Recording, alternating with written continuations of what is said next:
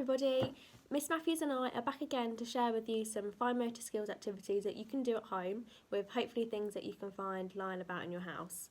So just as a recap, fine motor skills are all about how the small muscles in your hands and fingers work alongside your eyes to make real precise movements. Okay, so now we can crack on with the activities. Let's go.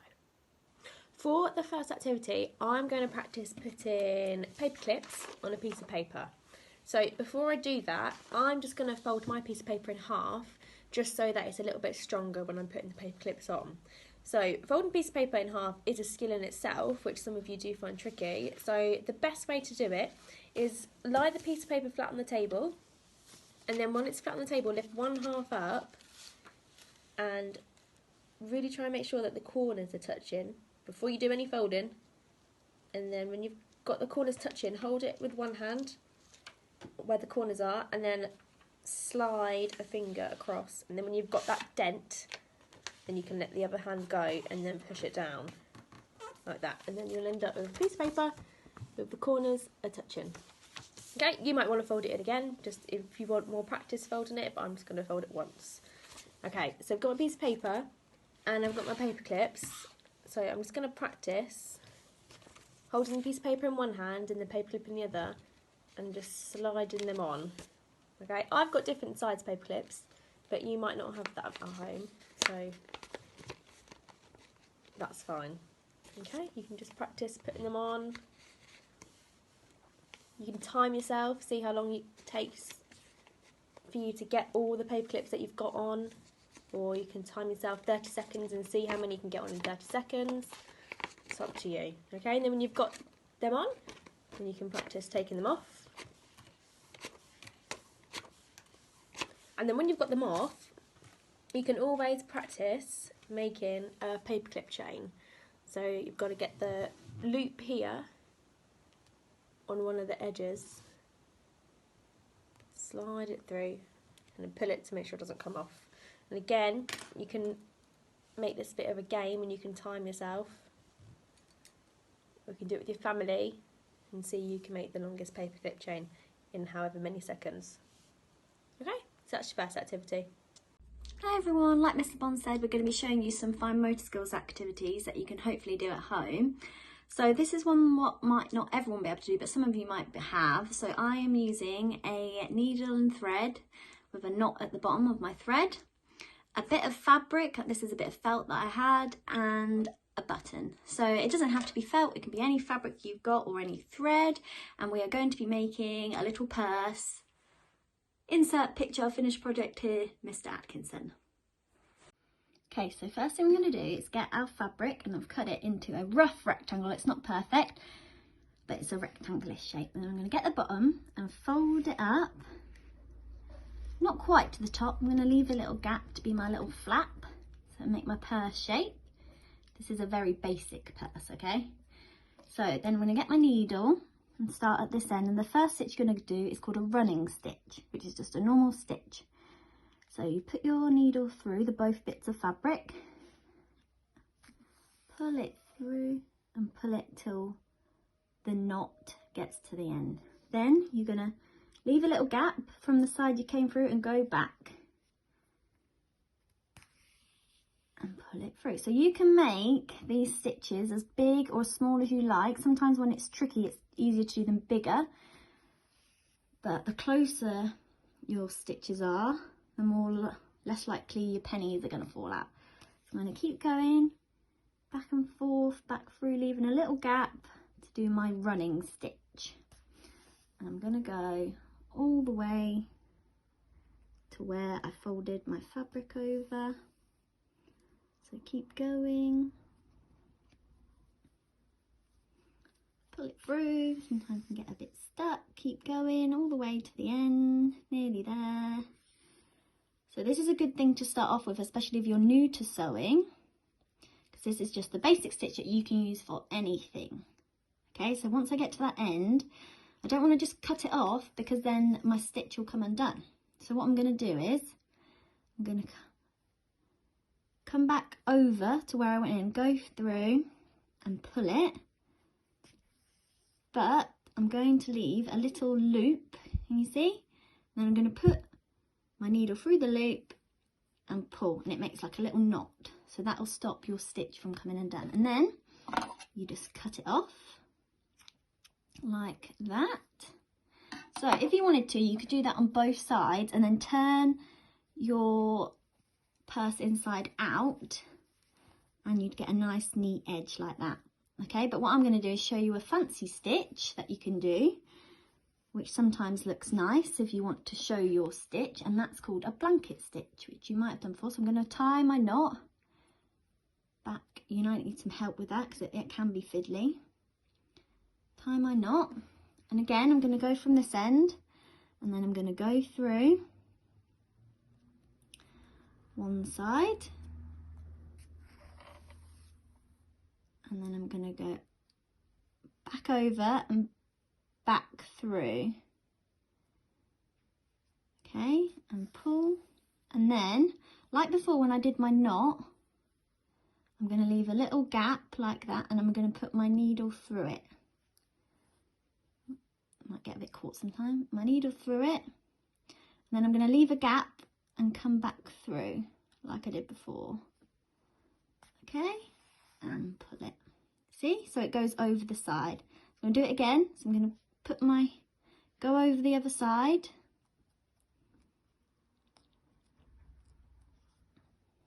pull through,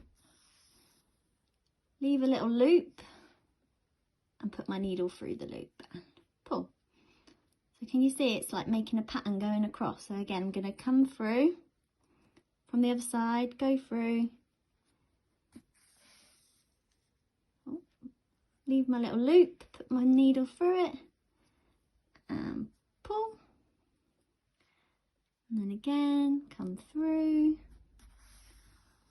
Sometimes you put your finger in it, it stops it coming through. This is really tricky. So like Miss Lebon said, fine motor skills about making your eyes and your muscles and your fingers and hands work together, and sewing is a really good way. So this, if you find this tricky, just do the other stitch, but this is for you who might already know how to sew and can do it. So last one, back through,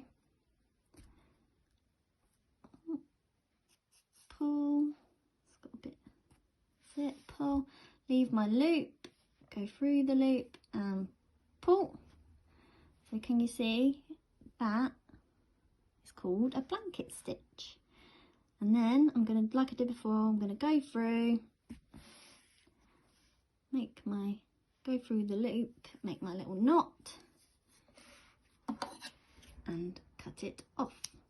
Okay, so that's it. You've got your basic purse. So this isn't the neatest, but it doesn't really matter because it's just practicing. The more you do it, the better. So now I'm going to put my button on.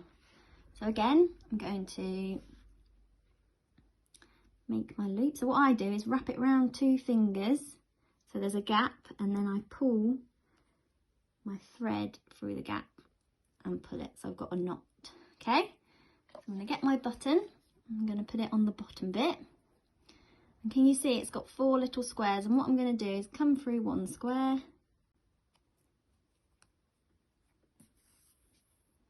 and then go across to the other square and then through the one next to it. So you're just going around in a pattern so it makes a cross on the front of your button. Can you see? Sometimes needles, you need to be firm with them and give them a good tug.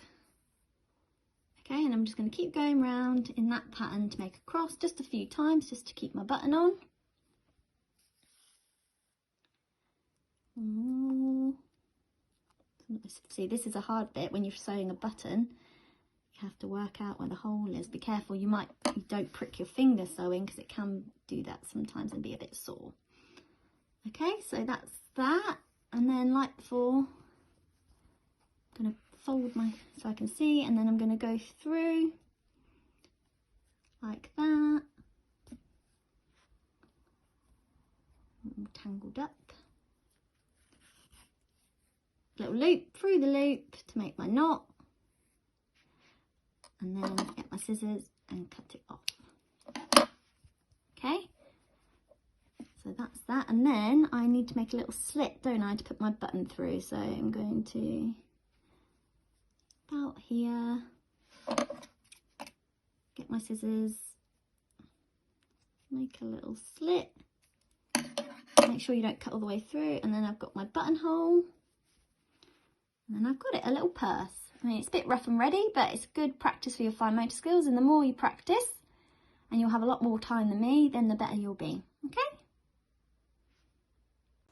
For the second activity, I have got a range of coins in my hand, and what we're going to do is we're just going to do a little stack of them, okay? So you can hold some coins in your hand, take them with the other one and stack.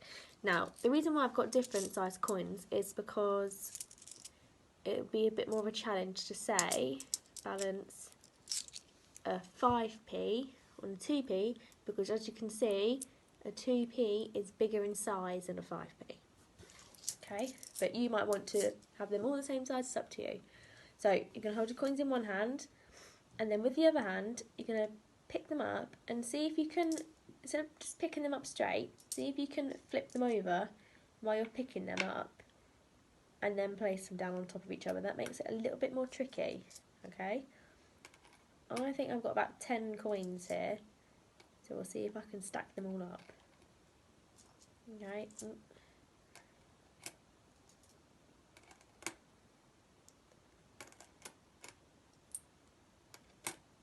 Last one, like that, okay? And then when you've done the tower, when you finish the first tower, you can then put the coins in the other hand and challenge yourself by making the tower with your other hand, like that. And this one is a bit more tricky because I'm right-handed, so I don't really use my left hand a lot.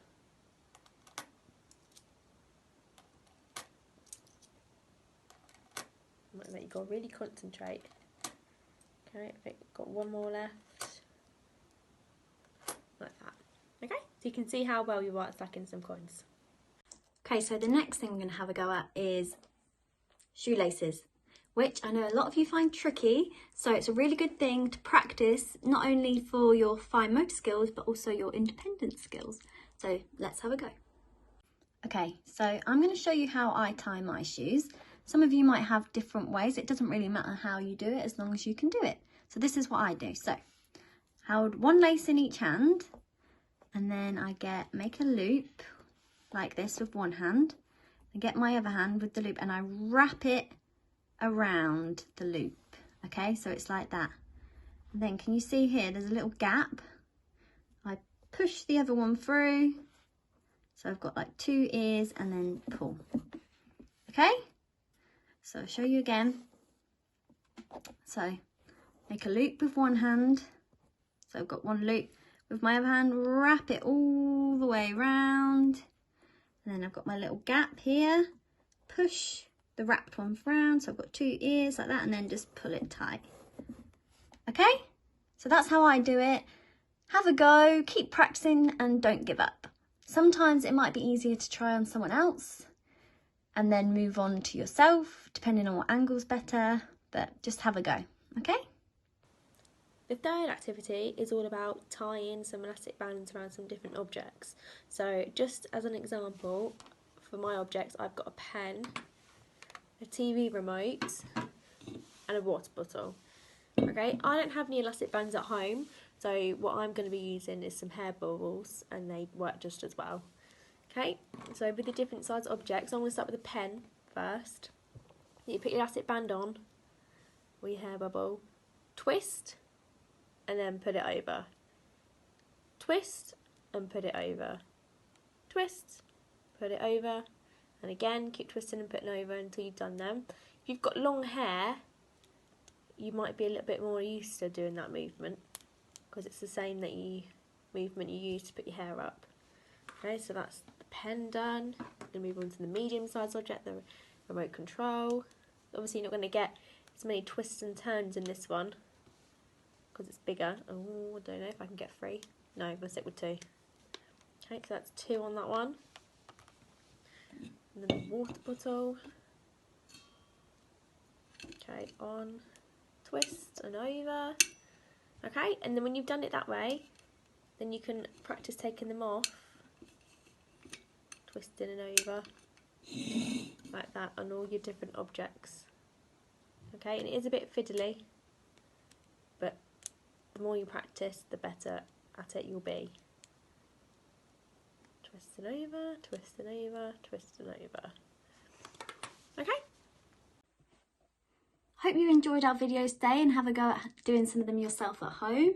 It'd be good to see some pictures of things if you do have a go at sewing and creating. It doesn't have to be a purse, it can be anything. There's lots of ideas on the internet that you can have a go at. Some simple, some hard, depending on how you can do. But hope you're all safe and well, and we'll see you again soon.